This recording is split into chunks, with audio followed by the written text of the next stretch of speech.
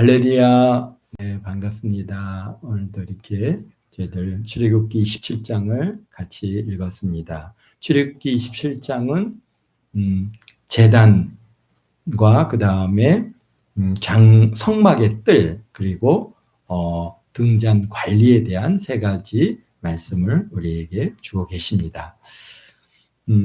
제가 여러분에게 카톡으로 이미 이미지들을 갖다가 오늘 27장에 관련된 이미지들을 보내드렸습니다. 같이 볼 수 있으면 좋겠는데 또 예배 영상을 갖다가 또 이렇게 봐야 되는 분들은 나중에 그 하나하나 또 열어서 보시면은 여러분들이 충분히 이해가 갈 줄로 압니다. 여기에 보니까 먼저 1절에 보니까 너는 조각목으로 길이가 5규빅, 너비가 5규빅의 제단을 만들되 네모 반듯하게 하여 높이는 3규빅으로 하고 라고 했습니다. 그러니까 제단의 번제단이죠. 번제단의 이제 그 뭐랄까 규격을 여기에서 말씀해 주시고 계십니다. 제단은 이게 번제단은 희생 제물을 태우는 곳인데요. 이 번제라고 하는 히브리어는 올라라고 하는 그러한 음가를 갖고 있습니다. 그 올려지다라고 하는 뜻입니다. 그러니까 우리말과 굉장히 닮아 있습니다. 올라, 올려지다, 그렇죠? 그게 번제입니다. 그리고 단이라고 하는 말은 미츠베이흐라고 하는 거에서 올라 미츠베이흐 이렇게 하면 이게 번제단입니다. 단이라고 하는 그러한 말의 뜻은 이 미츠베이흐라고 하는 말은 동물을 사육하다 죽이다 라고 하는 뜻입니다. 그러니까 번제단이라고 하는 그 제단의 그 의미는 어떤 거냐면은 죽여서 올리다 라고 하는 뜻을 가지고 있습니다. 그러니까 우리 그 번제단, 우리는 그냥 번제단 이렇게 그냥 이렇게 한자를 쓴다 보니까 뭔가 좀 이렇게 그 의미 전달이 좀 분명치 않은데요. 이 히브리어는 분명하게 이것은 동물을 잡아서 거기서 불로 태워가지고 하나님께로 올리는 곳이다. 그래서 번제단이다라고 그렇게 이름을 짓고 있습니다. 근데 뭘로 만들었다고요? 보니까 조각목으로 만들었다 했습니다. 이거 첫 번째 여러분들 이미지 중에 이 나무인데요. 이게 조각목인데요. 이렇게 잘 자란 조각목은 그렇게 많진 않습니다. 주로 보면은 조각목은 옆으로 많이 퍼져 있고, 그 다음에 삐뚤빼뚤해서 자라는 이제 조각목인데요. 그래서 이 조각목은 아카시아 나무의 일종인데, 우리나라는 아카시아 나무는 굉장히 부드럽고 연한 나무입니다. 또 빨리 자라서 우리나라에서 굉장히 아카시아 나무가 이제 산림 조림 사업에 굉장히 많이 사용했고요. 특별히 이제 아카시아 나무가 뿌리가 잘 자라서 사방 사업 때 이게 그 산이 무너지는 거 이런 걸 방지하기 위해서 그렇게 이제 아카시아 나무를 많이 심었습니다. 그런데 워낙에 이 아카시아 나무가 이게 생육 능력이 뛰어나고 번식력이 강해가지고요. 웬만한 지역에 아카시아 나무를 심으면은 그 전 지역을 갖다가 거의 다 아카시아 나무가 장악할 정도로 그렇게 이제 아카시아 나무가 그런 번식력이 강한데요. 그런데 왜 이 조각목으로 만들게 했냐라고 우리가 보면은 광야에서 얻을 수 있는 나무는 유일한 게 바로 이 조각목 아카시아 시띠나무라고 그러죠. 시띠나무 조각목이라고 하는 이 나무 외에는 사실은 뭘 판넬을 만들고 판때기를 만들고 뭐 이런 거를 할 만한 나무가 하나도 없습니다. 다 그냥 웬만하면 그냥 뭐 이렇게 로뎀 나무 같이 이렇게 그냥 가지가 이렇게 얇은 이런 그런 덤불해 형태로 되어 있지, 이런 식으로 굵은 판넬을 갖다가 널찍한 판넬을 만들 만한 그런 나무는 시띠나무밖에는 없습니다. 근데 이 시띠나무가요, 사실 그것이 광야 아닙니까? 물이 없어요. 그러니까 물을 갖다 찾기 위해서 이 시띠나무의 보기는 이렇게 그냥 조그맣게 자라지만은, 그런데 이 정도 자라려면 몇십 년을 갖다가 자라야 이제 자라고요. 밑으로는 뿌리가 물을 찾기 위해서 깊이로는 한 100m까지 그 나무 뿌리가 쫙 내려가서, 그래서 그곳에서 광야에서 유일하게 그래도 나무를 자라게 할 수 있는 그러한 나무입니다. 그러다 보니까 나무의 특징이 좀 있겠죠. 어떤 특징이 있겠어요? 빨리 자라는 나무들은 대략적으로 어떻습니까? 무릅니다. 그러니까 나이테가 이게 빨리빨리 자라면 나이테의 간격이 이렇게 어떻게 했습니까? 이렇게 널찍널찍한 나무들은 굉장히 물러서 변형이 심하고 병충해에 약합니다. 그런데 이 신나무는 정말 1년에 조금씩 자라기 때문에 이게 나이테가 촘촘합니다. 그래서 몇십 년을 자라야 이 정도 자라니까. 그러니까 얼마나 그 나무가 어떻게 했습니까? 단단하죠. 굉장히 단단해요. 그러니까 그러다 보니까 단단하다 보니까 병충해에도 강하고, 외부의 충격에도 강하고, 그래서 어떤 이런 정말 이게 틀을 갖다가 만들기에는 어떤 면에서는 가장 적박한 그런 좋은 그런 능력을 갖고 있습니다. 그래서 이 십진나무가 하나님께서 이게 이제 광야에서 유일한 나무이기도 하지만은 참 그런 것을 만들기에 이런 뭡니까 번제단이다 또는 언약궤라든지 또는 성막의 성소에 뭐 이런 기둥을 만든다든지 이런 거로 사용하기에는 가장 적합한 그런 나무를 우리 하나님께서 허락하셨음을 보게 되는데요. 그 사이즈는 그 모양과 사이즈는 어떻게 습니까? 바로 이제 두 번째 사진인데요. 여기 여러분들이 잘 보시면은 아시겠지만은 제 이미지는 이미 보내드려서 잘 보게. 길이가 5큐빅이고, 그러니까 가로 세로가 5큐빅입니다. 그리고 높이가 3큐빅으로 이루어져 있는 그런 육면체의 형태를 갖고 있는데요. 그러니까 일단 위의 모양은 정사각형의 모양을 갖고 있죠.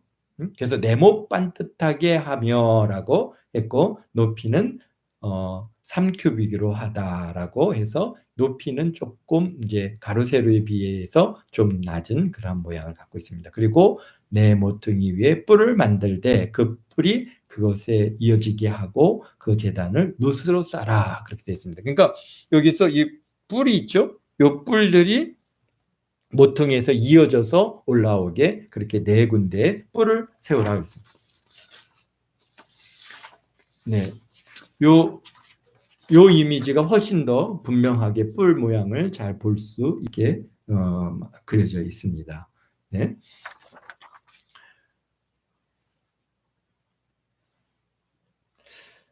제단을 왜 놋으로 쌓아 하셨을까요? 놋이 지니고 있는 성경적인 의미들을 우리가 좀 찾아보면요. 다니엘서 2장 39절에 보면 놋 같은 나라가 갖고, 이 나라는 어떤 나라냐면 헬라입니다. 헬라. 우리가 이제 뭡니까? 이게 이제 느부갓네살 왕이 신상을 갖다가 보고 이제 쭉 설명을 하는데 놋 같은 나라라고 하는 나라를 갖다가 나오는데 거기는 헬라 곧 그리스를 갖다가 표현하고 있고요. 또 이사야서 48장 4절에 보면은 완악한 죄인 곧 이스라엘의 완악함을 묘사할 때 이스라엘의 죄로 인해서 완악하게 굳어 있음을 표현할 때 이 놋을 갖다가 사용하시고 표현해 쓰십니다. 그러니까 이런 완악하게 아주 굳어져 있는 그런 죄의 모습, 이것이 뭐냐면은 바로 놋으로 우리가 사용하고 있습니다. 그리고 예레미야서 15장 20절에 보면은 유다 백성들로부터 핍박을 받고 있던 그런 에레미야를 놋성벽처럼 굳세게 하여서 원수들로부터 내가 너를 건져주겠다라고 하시는 그런 말씀으로서 놋은 또 구원이라고 하는 의미도 담고 있습니다. 그리고 다니엘서 10장 6절 또 계시록 1장 15절에 보면은 한 사람이 나오는데요. 그분의 팔과 다리는 빛난 놋과 같다라고 해서 곧 예수 그리스도의 심판의 능력을 보여줄 때 이 놋을 사용합니다. 그러니까 그 놋은요, 죄에 대한 하나님의 심판, 강한 심판을 보여주시는 그런 대표적인 그런 재료가 바로 놋입니다. 그래서 1절로 다시 가서 보면은 네모 반듯하게 하라고 했는데요. 왜 또 이렇게 정사각 네모 반듯하게 했느냐? 그 번제단은 백성의 죄를 대신해서 소나 양이나 염소가 죽고 그 제물을 불로 태워서 하나님 앞에 올려드리는 그런 곳입니다. 곧 하나님의 공의가 이루어지는 곳입니다. 그러니까 죄의 값은 사망이지 않습니까? 그래서 거기서 죄를 죽음으로써 죄를 대속하는 그런 대속의 장소, 바로 그것이 번제단의 의미인데요. 그러다 보니까 하나님의 공의가 이루어져요. 그래서 죄를 가지고는 하나님 앞으로 나아갈 수가 없습니다. 거기서 어떻게 됩니까? 번제단에서 이제 제사함을 받아야 어떻게 더 한 걸음 나아갈 수 있죠. 그러나 우리 일반인들은 나갈 수 없습니다. 누구만 갈 수 있어요? 거기는 이제 제사장만, 성막으로 들어갈 수 있는 것이고, 성소에도 제사장만 들어가는 것이지, 우리 일반인들은 와서 그 제단 앞에서 제물을 드리고 그 다음에 하나님 앞에 회개하고 대속의 은혜를 입는 그런 장소이거든요. 그러므로 속죄물이 죽고 태워짐으로 죄를 대속하고야, 그래서야 이제 성소로 나아갈 수 있어요. 하나님의 공의는 조금도 틀어짐이 없이 정확하게 공평함의 뜻을 담게 하기 위해서 그것이 어떻게 해요? 뭡니까? 정사각. 곧 이처럼 공의는 뭡니까? 온전하고 틀어짐이 없다라고, 공평하다라고 하는 의미를 갖고 있습니다. 근데 그런 공의를 이루신 분이 누구십니까? 바로 예수 그리스도십니다. 예수님께서는 우리의 죄를 대속하시고 십자가에 그 제단에 드려지고, 그래서 죽으심으로 대속을 이루어 주셨습니다. 그래서 그곳에서 하나님의 공의가 이루어진 것입니다.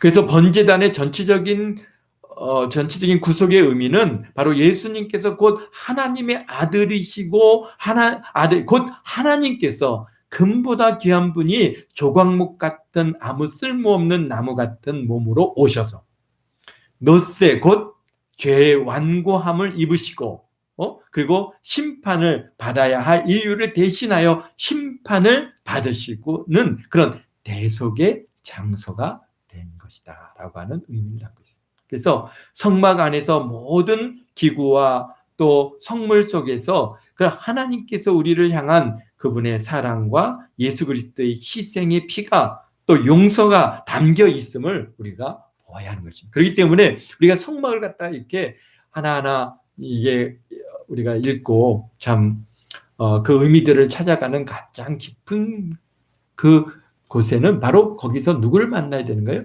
예수 그리스도를, 그분의 십자가에서의 죽으심과 부활하심, 대속의 은혜, 이런 것들을 우리가 거기서 발견하지 않으면 사실은 우리가 성막을 갖다가 이렇게 구체적으로 얘기할 필요가 없는 것이죠.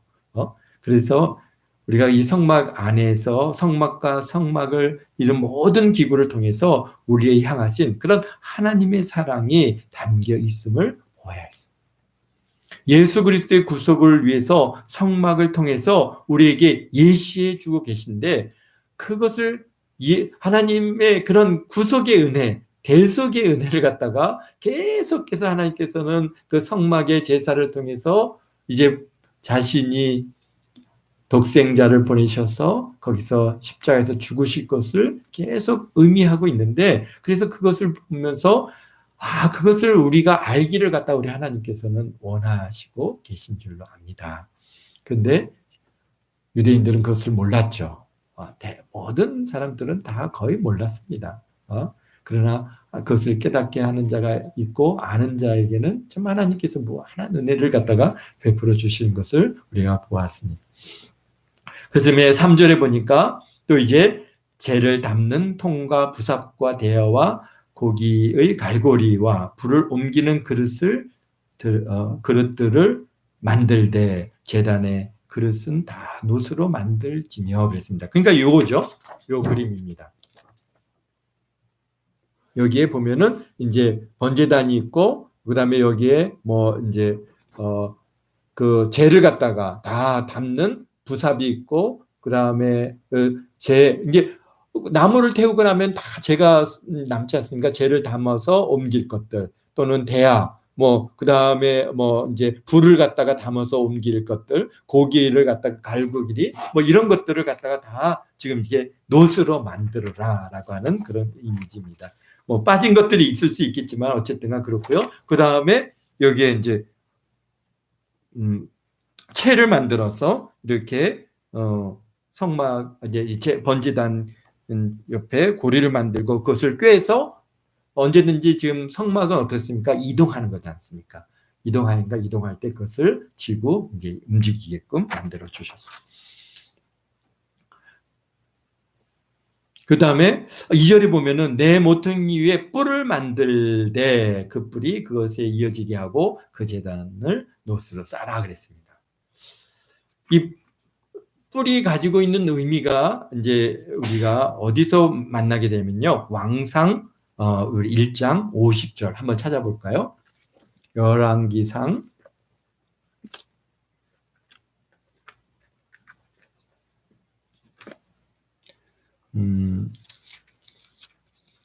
1장 50절에 보면은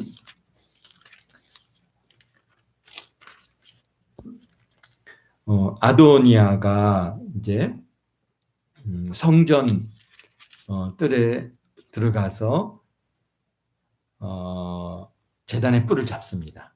이 제단이 바로 이제 번제단인데 번제단에 이런 여기 있는 요 뿔을 갖다가 붙드는 겁니다. 50절에 보니까 아도니아도 솔로몬을 두려워하여 일어나서 가서 제단의 뿔을 잡으니, 그러니까 이게 무슨 일이냐면요. 이제 다윗 왕이 죽기 전에 아도니아가 어떤 일을 했냐면 거기가 요압과 그 다음에 거기 보면은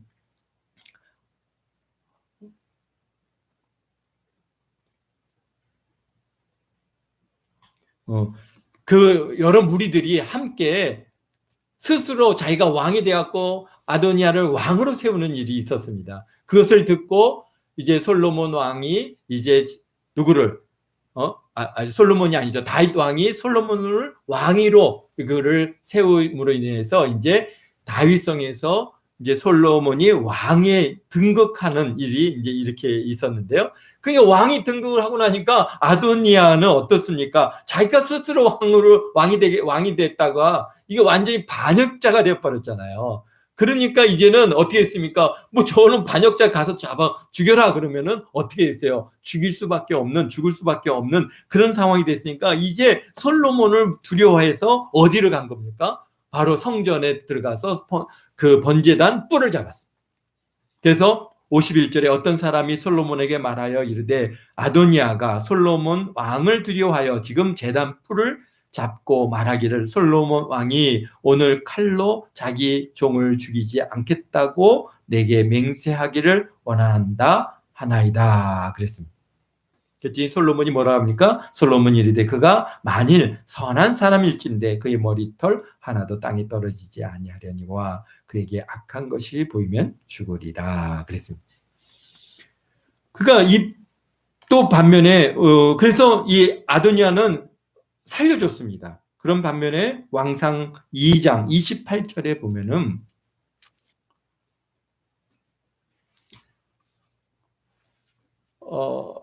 제사장 여기 보면은 아비아달과 더불어서 요압 이제 군대장이죠. 군대장관이 다 같이 누구하고 이 아도니아와 함께 같이 왕위에 올랐던 그런 사람들입니다. 근데 이제 요압이 역시 또 여기에 28절에 그의 소문이 요압에 들림에 그가 여호와의 장막으로 도망하여 제단 뿔을 잡으니 이는 그가 다윗을 떠나 압살롬을 따르지 아니하였으나 아도니아를 따랐음이니라. 그러니까 아도니아를 따라서 왕이 같이 누구예요? 요압 군대 장관이 아도니아를 갖다가 왕으로 세우는 그 뭡니까?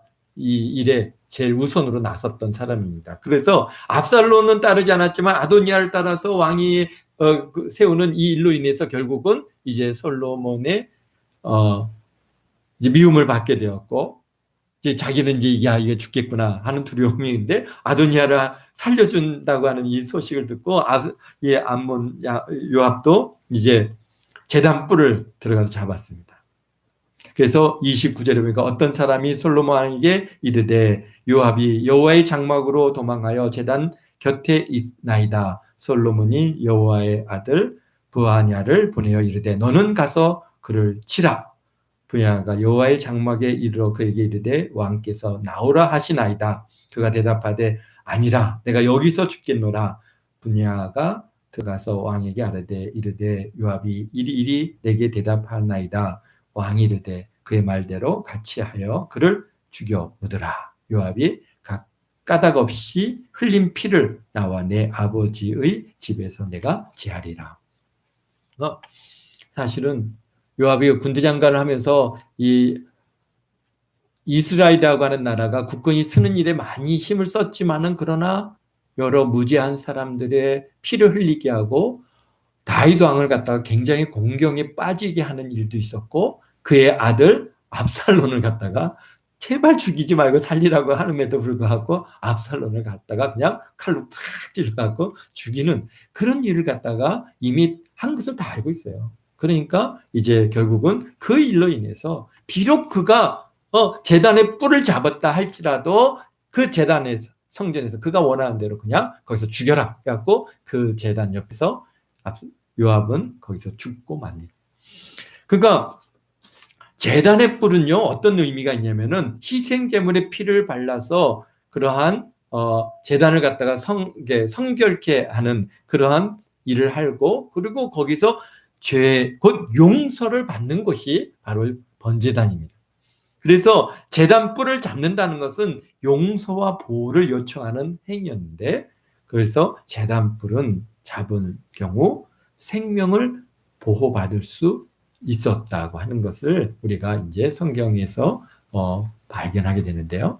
그러나 그의 죄악이 완영하면은 비록 그가 하나님의 전에 번제단 뿔을 잡는다 할지라도 거기서 살아서 나오지 못하는 것을 보았습니다. 근데 생각해 보면은 성전에 번제단을 잡을 수 있는 사람이 몇 명이나 있겠어요. 우리 일반인들은 그런데 들어갈 수도 없습니다. 그래도 그 나름대로 유력 인사들이니까 그 성전에 들어가고 그 성전에 들어가서 성전 뿔을 갖다가 잡을 수 있었겠죠. 그러나 여기 아도니아나 요압 장군을 통해서 그러한 일들이 이게 성전의 뿔이라는 것은 바로 어떤 일이다?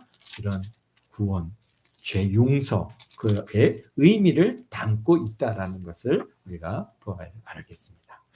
그렇습니다. 그리고 5절에 보면은 4절에 제단을 위해서 놋으로 그물을 만들고 그 위에 네 모퉁이의 놋고리를 넷을 만들고 그물을 제단 주위 가장자리 아래 곧 제단 절반에 오르게 할지며 또 그 제단을 위하여 채를 만들고 조각모로 만들고 놋으로 쌀지니라. 이게 뭐죠? 이번에는 바로 이런 그물망을 만들어요. 놋으로 망을 만들어서 이 제단 안에 이렇게 넣는데 높이가 반 정도 올 정도의 그러한 높이로 이렇게 그물을 만들어서 거기에 넣으라는 것이죠. 그러면 어떻다는 거예요? 요 안에다가 이제 나무를 그런 장작을 여기다가 펴서 불을 붙이고 그 위에 이제 어떻게 합니까? 재물을 올려서 태우는. 그래서 그렇지 않으면은 바닥으로 떨어지니까 저 바닥에서 어떻게 이렇게 번제물을 갖다 태울 수 없으니까 태우기 위해서는 이러한 그물망을 만들어서 딱 거기에 놓고 그렇게 번제단을 만들라라고 그렇게 되어 있습니다. 그리고 이제 채를 만드는 거, 그 다음에 그 제단에 널판은 속이 비게 만들어서 산에서 여기 보니까 8절에 산에서 내게 보인 대로 그들이 만들게 하라. 하나님께서 먼저 조감도를 다 보여주시고 그리고 지금 여기는 쉽게 얘기해서 뭡니까? 설계도면 사이즈를 다 제공하고 그 다음에 이제 그거에 따라서 어떤 순서로 만들어질 건가 시방선은 지금 계속해서 말씀해 주고 계신 겁니다. 그 다음에 성전뜰을 만들지니 성전뜰은 남쪽 성전뜰 우리가 이제 이미지에서 그냥 보고 우리가 읽어 나가면 충분히 여러분들이 이해할 수 있겠는데요. 자, 이게 이제 성전뜰의 모습입니다. 여기 가로, 그 다음에 이제 남쪽, 북쪽, 동쪽, 서쪽인데요. 그러니까 남북은 20개, 그 다음에 서쪽과 동쪽은, 그러니까 서쪽은 지금 이게 성전, 회막의 맨 뒷부분입니다. 그래서 서쪽에 10개, 그 다음에 아래 동쪽에 10개. 그래서 이런 직사각형의 모양을 갖고 있는데요. 그걸 갖다가 훨씬 더 이제 요 지도를 갖다 그림을 보시면은 훨씬 더 그 의미가 또 규격이 더 명확하게 보이는데요. 그렇습니다.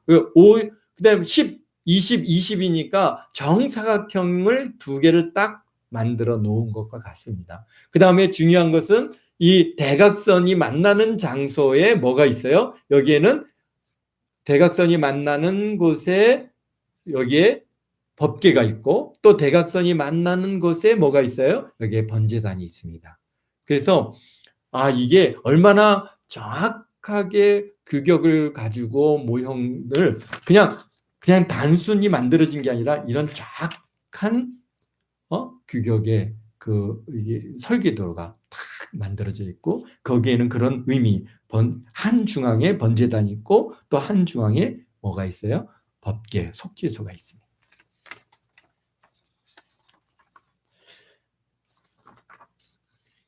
그러니까 이 둘레는 뭐예요? 여기에 이제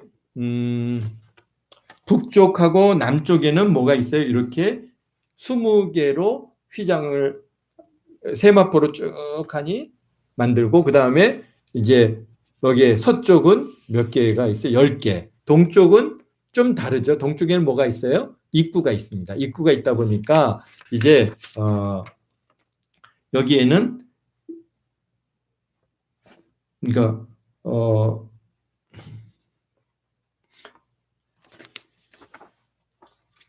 한번 읽어보도록 하죠.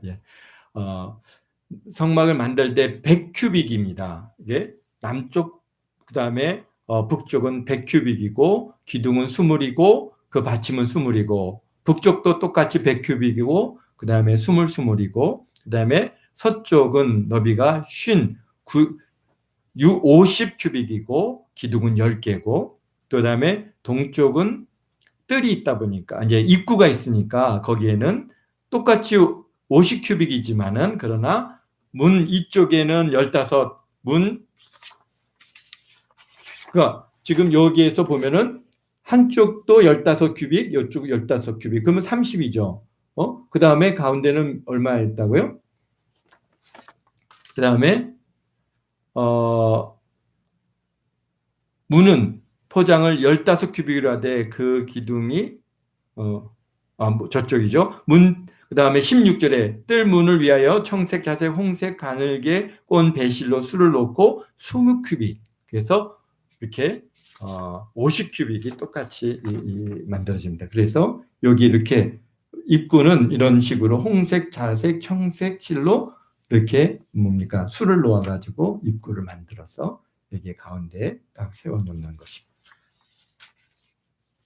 그 다음에 이런 휘장을 갖다가 세우는 기둥을 갖다가 이제 만들게 되는데요. 이 기둥입니다. 여기 뜰의 주위의 모든 기둥은 가름대와 갈고리는 은이요, 받침은 노시요. 그렇습니다. 그러니까 받침은 노시고요. 그 다음에 여기에 머리하고 여기에 가름대 이 고리는 은으로 만들고 이건 역시 조각목으로 만드는 그러한 이런 기둥을 이렇게 만들어서 여기다가 이제 세마포를 두르고 여기에 끈을 달아서 딱 고정을 시키는 거죠. 그래서 요 그림에서 보여지는 것처럼 이렇게 전부 이렇게 쭉 하니 이제 고정을 시켜서 이제 성막의 뜰을 유지하는 겁니다. 네, 그렇습니다. 뭐 우리가 이렇게 슬라이더나 저기 뭐 이런 것들이 있으면은 훨씬 좀 여러분들한테 훨씬 이해가 쉽겠는데요. 지금 영상에도 이미지를 갖다가 같이 이렇게 집어넣을 수 있는 방법을 계속 지금 연구 중에 있습니다. 그래서 무슨 장비들이 조금 더 있어야 이제 그것들이 가능한데, 사실 이제 영상 예배를 시작하면서 그것을 갖다가 시도해 보려고 굉장히 많이 노력해 봤는데, 역시 이제 기구가 필요하고 뒤에 이제 뭐 스크린이 좀 필요하고 이러다 보니까 그런 것들을 갖다가 지금 못하고 그냥 이렇게 그림으로 하다 보니까 여러분들도 답답하고 저도 좀 어렵고 그렇습니다. 그러나 어쨌든 간 여러분들이 이제 보내드린 이미지를 갖다가 보셨으면은 그 이미지가 이게 성막의 번제단이나 성막들이나 그다음에 성막의 휘장이나 또는 기둥이 대략 어떤 형태로 이루어졌다라고 하는 것을 충분히 이해하실 수 있으리라 봅니다.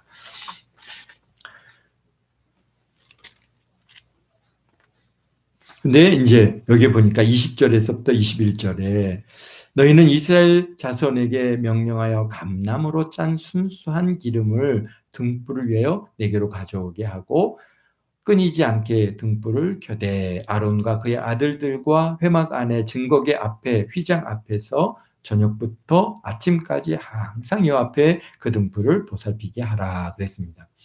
그러니까 이제 성막 안에 이거는 이제 우리가 이제 성막 뜰내 번제단이고요. 성막 안에는 뭐가 있습니까? 거기에 등잔대가 있고 분향단이 있고 떡상이 있고 더 이제 지성소로 들어가면은 뭐가 있습니까? 법궤가 있죠. 그래서 이게 우리가 지난 시간에 와서 알겠지만은 아주 성막은 잘 이게 두툼하게 웬만해선 빛이 잘 투과되지 않는 그러한 가죽으로 뭐 염소 털 가죽으로 또는 뭐 물개 가죽으로 덮개를 씌웠기 때문에 그 안에서는 뭐가 필요합니까? 역시 등이 필요했고 그래서 등잔에서 불을 밝히게 돼 있는데 불을 밝히는 기름이 뭐냐? 바로 감람유라는 것이죠. 그러니까 우리로 요즘 용어로 따지면 뭐죠? 올리브유입니다.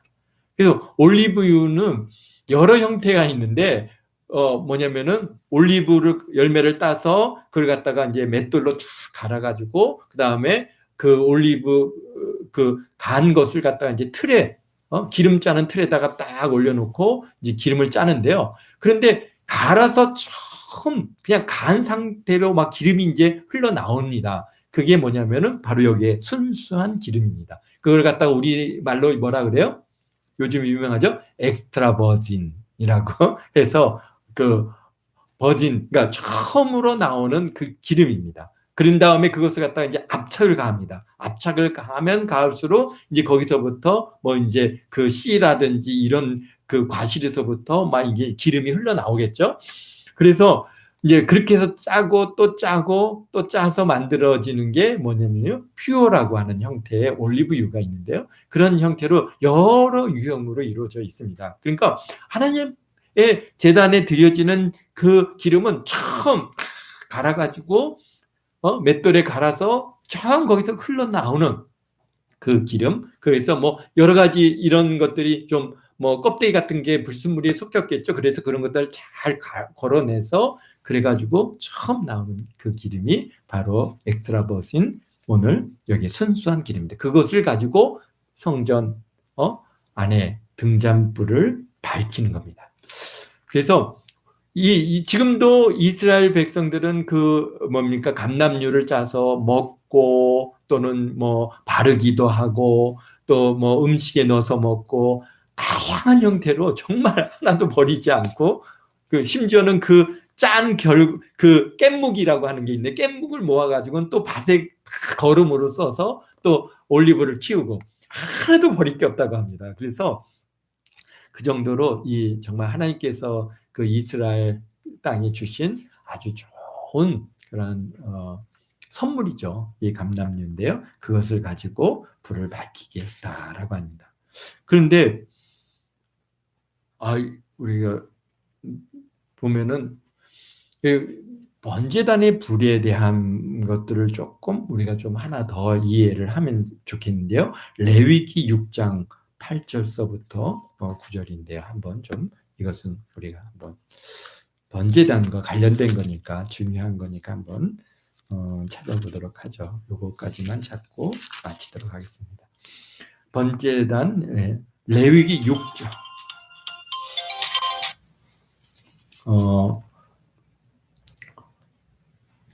여기 레위기 6장 8절 9절입니다.